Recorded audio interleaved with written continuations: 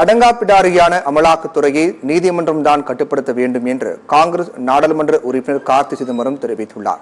சிவகங்கை மாவட்டம் மானாமதுரையில் நிகழ்ச்சி ஒன்றில் கலந்து கொண்ட கார்த்தி சிதம்பரம் செய்தியாளர்களை சந்தித்தார். அப்போது பேசிய அவர், டெல்லி முதலமைச்சர் அரவிந்த் கெஜ்ரிவால் கைது செய்யப்பட்டதற்கு தனது கண்டனத்தை தெரிவித்துக் கொண்டார்.